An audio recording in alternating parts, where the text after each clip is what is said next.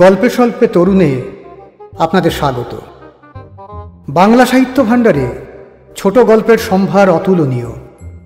মণিমাণিক্য খচিত সেই সব ছোট গল্প নিয়েই আপনাদের সামনে আমি তরুণ।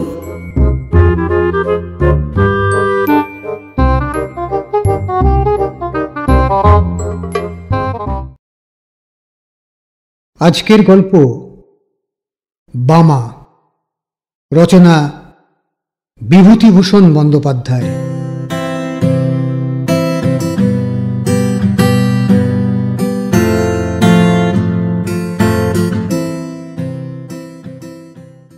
আমার যখন 22-24 বছর বয়স, তখন নানা দেশ বেড়ানোর একটা কাজ জুটে গেল আমার অদৃষ্টে। তখন আমি দৈব ওষুধের মাদুলি বিক্রি করে বেড়াতাম। চুঁচড়োর শচীশ কবিরাজের তরফ থেকে মাইনে ও রাহা খরচ পেতুম। অল্প বয়সের প্রথম চাকরি খুব উৎসাহের সঙ্গেই করতুম। আমাকে কাপড় চোপড় পরতে হতো সাধু ও সাত্ত্বিক বামুনের মতো। ওটা ছিল ব্যবসায়ের অঙ্গ। গিরিমাটির রঙে ছোপানো কাপড় পরনে, পায়ে ক্যাম্বিসের জুতো, গলায় মালা, হাতে থাকতো একটা ক্যাম্বিসের ব্যাগ, তারই মধ্যে মাদুলি ও অন্যান্য ওষুধ থাকত। বছর তিনেক সেই চাকরি করি, তারপর শরীরে সইল না বলে ছেড়ে দিলুম। একবার যাচ্ছি বর্ধমান জেলার মেমারি স্টেশন থেকে মাখনপুর বলে একটা গ্রামে। এটা মাদুলি বিক্রির জন্য নয়, মাখনপুরে শচীশ কবিরাজের শ্বশুরের বাড়ি। সেখানকার জমি জমার ওয়ারিশান দাঁড়িয়েছিলেন শচীশবাবু, শ্বশুরের ছেলেপুলে না থাকায়। আমাকে পাঠিয়েছিলেন পৌষ কিস্তির সময় জমি জমার খাজনা যতটা পারি আদায় করে আনতে। কিন্তু তা হলেও পরনে আমার গেরুয়া কাপড়, হাতে মাদুলি ও ওষুধ ভরা ক্যাম্বিসের ব্যাগ ইত্যাদি সবই ছিল। যদি পথে ঘাটে কিছু বিক্রি হয়ে যায়, কমিশনটা তো আমিই পাব।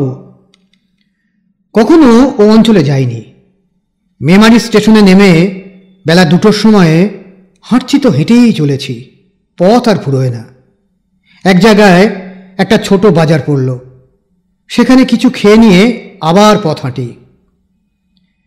গ্রামে গ্রামে ওষুধ বিক্রি করে বেশ কিছু রোজগারও করা গেল। দেরিও হলো বিশেষ করে সেই জন্যে। আর একটা বাজার পড়ল, সেখানে দোকানদারদের কাছে শুনলুম আমার গন্তব্যস্থানে পৌঁছতে অন্তত রাত 9টা বাজবে।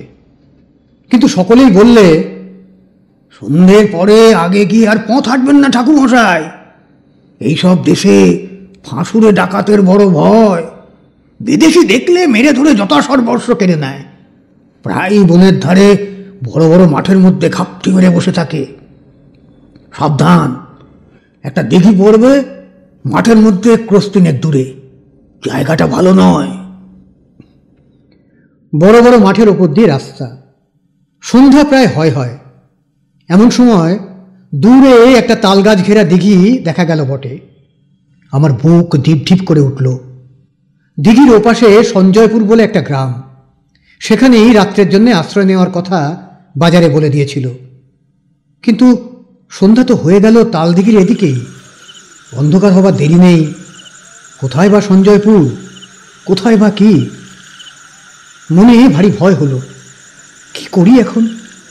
সঙ্গে মাদুলি ওষুধ বিক্রির দরুন অনেক টাকা। পরক্ষণই ভাবলুম, কিছু না পারি দৌড়তে তো পারবো, না হয় ব্যাগটাই যাবে, প্রাণ তো বাঁচবে। ভয়ে ভয়ে দিঘির কাছাকাছি তো এলুম। বড় সেকেলে দিঘি, খুব উঁচু পাড়, পাড়ের দুধারে বড় বড় তাল গাছের সারি, তার ধার দিয়েই রাস্তা। দিঘির পাড়ে কিন্তু লোকজনের সম্পর্ক নেই। যে ভয় করেছিলুম দেখলুম সবই ভুয়ো। মানুষ মিথ্যে যে কেন এরকম ভয় দেখায়? প্রকাণ্ড দিঘিটার পাড় ঘুরে যেমন তালবনের সারি ও দিঘির উঁচু পাড়কে পেছনে ফেলেছি, সামনেই দেখি ফাঁকা মাঠের মধ্যে দূরে একটা গ্রাম লেলি করছে। নিশ্চয়ই ওটা সঞ্জয়পুর। বাঁচা গেল বাবা, কি ভয়টাই দেখিয়েছিল লোকে। দিব্যি ফাঁকা মাঠ, কাছেই লোকের বসতি, গায়ের গরু বাছুর চড়ছে মাঠে। কেন এসব জায়গায় বিপদ থাকবে? আমি এরকম ভাবছি, এমন সময় তালপুকুরের ওদিকের পাড়ের আড়ালে যে পথটা, সেই পথ বেয়ে একজন বৃদ্ধকে আমার দিকে আসতে দেখলুম। বৃদ্ধ বেশ বলিষ্ঠ গড়নের, এই বয়সেও মাংসপেশি বেশ সবল, গলায় রুদ্রাক্ষের মালা, হাতে ছোট একটি লাঠি। বৃদ্ধ আমায় বললে, ঠাকুরমশাই কোথায় যাবেন? যাব মাখনপুর। মাখনপুর? সে যে এখনো 3 ক্রোশ পথ। কাদের বাড়ি যাবেন? শচীশ কবিরাজের বাড়ি। ঠাকুরমশাই কি কবিরাজ মশাইয়ের গোমস্তা? গোমস্তা নই, তবে যাচ্ছি জমি জমার কাজে বটে। এ অঞ্চলে আর কাউকে চেনেন? মশাইয়ের নিজের বাড়ি কোথায়? আমি এদিকে কখনো আসিনি, কাউকে চিনিও না।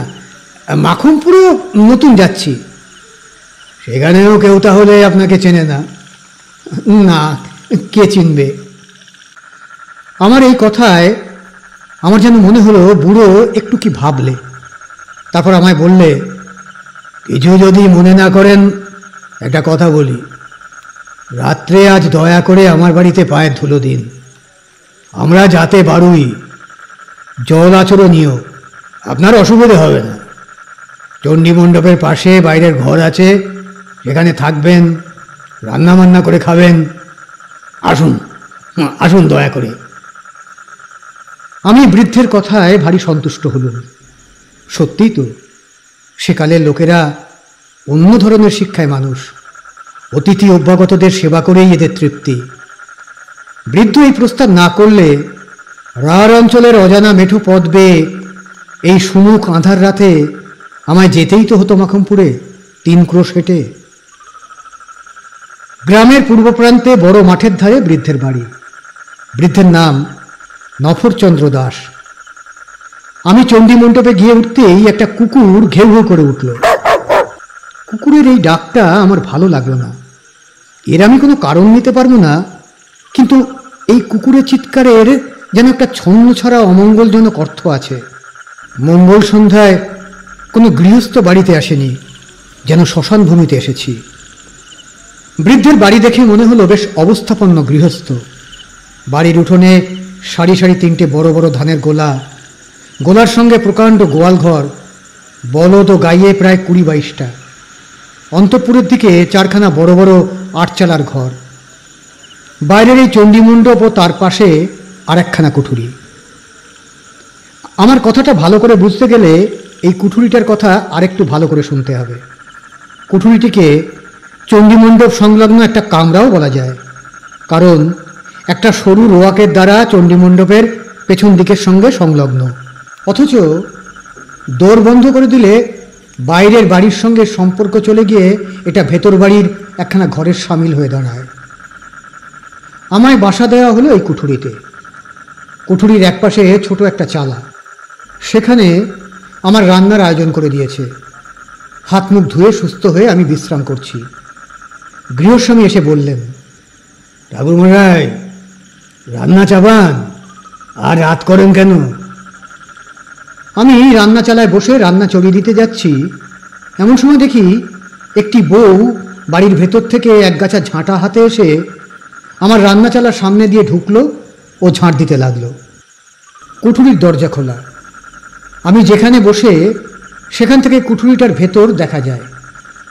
আমি 2-1বার বিস্ময়ের সঙ্গে দেখলুম বউটি ঝাঁট দিতে দিতে আমার দিকে চেয়ে চেয়ে দেখছে। 2-3বার বেশ ভালো করে লক্ষ্য করে মনে হলো বউটি ইচ্ছে করেই আমার দিকে অমন করে চাইছে। আমি দস্তুর মতো অবাক হয়ে গেলুম। ব্যাপার কি? সম্পূর্ণ অপরিচিতা মেয়ে, পল্লীর গৃহস্থ বধূ, এমন ব্যবহার তো ভালো নয়। কি হাঙ্গামায় আবার পড়ে যাবো রে বাবা! কর্তাকে কাছে বসিয়ে রাধে রাধে গল্প করবো নাকি? এমন সময় বউটি ঝাঁট শেষ করে চলে গেল, কিন্তু বোধহয় 5 মিনিট পরেই আবার এলো। দেখে মনে হলো সে যেন খুব ব্যস্ত, উদ্বিগ্ন, উত্তেজিত। এবারও সে কুঠুরির মধ্যে ঢুকে এটা ওটা সরাতে লাগলো এবং আমার দিকে চাইতে লাগলো। তারপর হঠাৎ রান্না চালার দরজায় এসে চকিত দৃষ্টিতে চারদিকে চেয়ে কেউ নেই দেখে আমার দিকে আরও সরে এলো এবং নিচু স্বরে বললে, ঠাকুরমশাই আপনি এখন এখান থেকে পালান, না হলে আপনি ভয়ানক বিপদে পড়বেন। এরা ফাঁসুড়ে ডাকাত, রাতে আপনাকে মেরে ফেলবে। বলেই চট করে বাড়ির মধ্যে চলে গেল। শুনে তো আমি আর নেই, হাতের খুন্তি হাতেই রইল, সমস্ত শরীর দিয়ে যেন বিদ্যুৎ খেলে গেল, আর সারা হাত পা অবশ ঝিমঝিম করতে লাগলো। বলে কি, দিব্যি গেরস্ত বাড়ি, গোলাগালা ঘরদোর, ডাকাত কি রকম? কিন্তু পালাবই বা কেমন করে? এখন বেশ রাত হয়েছে, সামনের চণ্ডী মণ্ডপে বৃদ্ধ বসে লোকজনের সঙ্গে কথা কইছে, ওখান দিয়ে যেতে গেলেই তো সন্দেহ করবে। কাঠের মতো আড়ষ্ট হয়ে গিয়েছে একেবারে, হাতে পায়ে জোর নেই, কিন্তু ভাববারও শক্তি লোপ পেয়েছে। মিনিট পাঁচেক এমনিভাবে কাটল। এমন সময় দেখি সেই বউটি আবার কি একটা কাজে কুঠুরির মধ্যে ঢুকে খোলা দরজা দিয়ে আমার দিকে চেয়ে দাঁড়িয়ে রইল। মেয়েটি কথা বলবার পূর্বেই আমি বললুম, তুমি যে হও, তুমি পরম দয়াময়ী, বলে দাও কোন পথে কিভাবে পালাবো? বউটি চাপা গলায় বললে, সেই জন্যেই এলুম, সব দেখে এলুম, পালাবার পথ নেই, ওরা ঘাঁটি আগলে রেখেছে। আমি বললুম, তবে উপায়? মেয়েটি বললে, একটা মাত্র উপায় আছে, তাও আমি ভেবে এসেছি। আমি এ বাড়িতে আর ব্রহ্ম হত্যা হতে দেব না, অনেক সহ্য করেছি, আর করব না। দাঁড়ান ঠাকুরমশাই, আর একবার বাড়ির মধ্যে থেকে আসি, নইলে সন্দেহ করবে। মিনিট পাঁচেক পরে বউটি আবার এলো, চকিত দৃষ্টিতে চারিদিকে চেয়ে বললে, শুনুন, আমার উপায় শুনুন, এই কথা কটা মনে রাখুন, মনে যদি রাখতে পারেন তবে বাঁচাতে পারবো। আমার নাম বামা, আমি এ বাড়ির মেজ বউ। আমার বাপের বাড়ির গ্রামের নাম কুসুমপুর, জেলা বর্ধমান, থানা রায়না। আমার বাপের নাম হরিদাস মজুমদার, জ্যাঠামশাইয়ের নাম পাঁচকড়ি মজুমদার।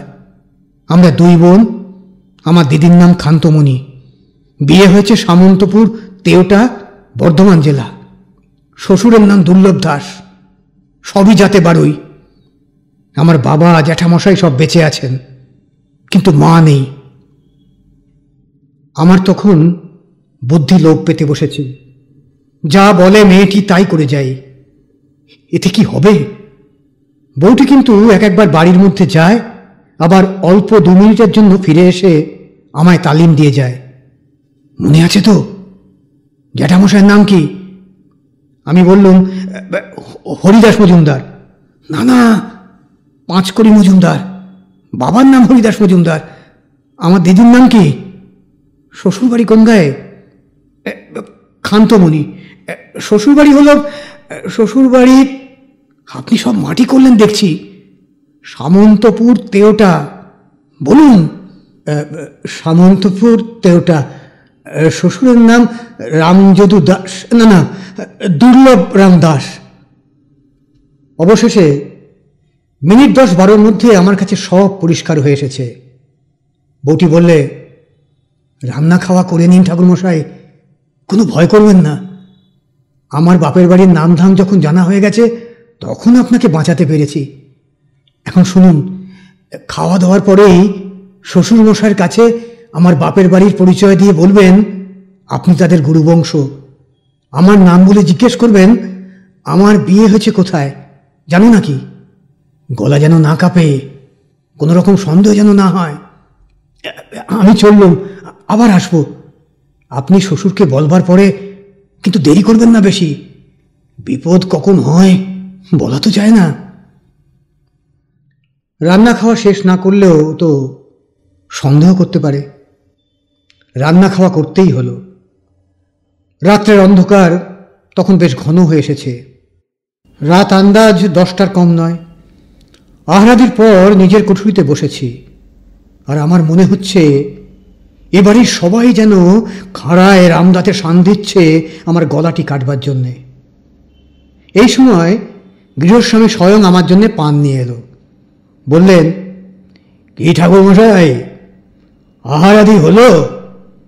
এখন দিব্যি করে শুয়ে পড়ুন, মশারিটা টাঙিয়ে দিয়ে যাচ্ছি, রাত হয়েছে, আর দেরি করবেন না। আমি বললুম, হ্যাঁ, একটা কথা বলি। আমাদের এক মন্ত্রশিষ্য বাড়ি কুসুমপুর, থানা রায়না, নাম পাঁচকড়ি, হরিদাস মজুমদার। তার একটি মেয়ের নাম বামা। এদিকেই কোথায় বিয়ে হয়েছে। তারাও তো যাতে তোমাদের বাড়ুই কিনা, তাই হয়তো চিনলেও চিনতে পারো।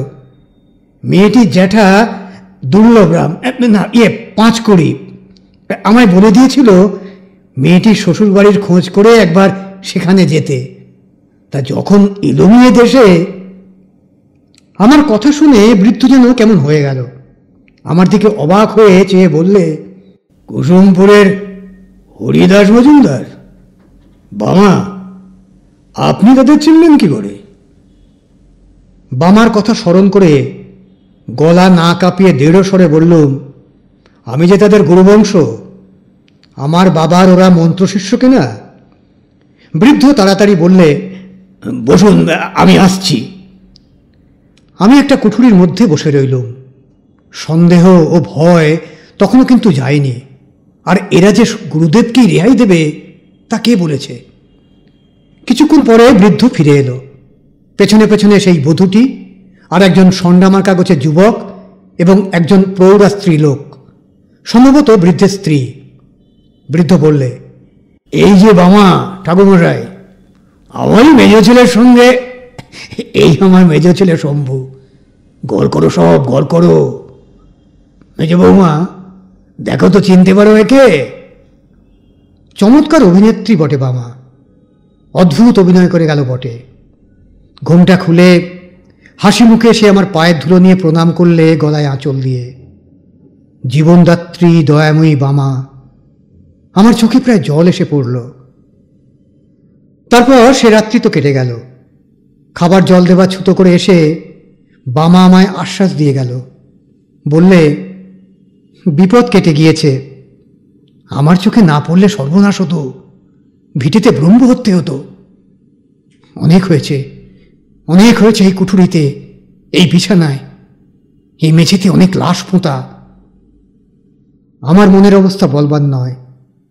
বললুম, পুলিশ কি গাঁয়ের লোক কিছু টের পায় না, কিছু বলে না? কে কি বলবে? এ ফাঁসুড়ে ডাকাতের গাঁ, সবাই এরকম। আগে জানলে কি বাবা এখানে বিয়ে দিতেন? বিয়ের পর সব ধরা পড়ে গেল আমার কাছে। এখন আমার একটি সন্তান হয়েছে। এ পাপ ভিটায় বাস করলে তার অকল্যাণ হবে।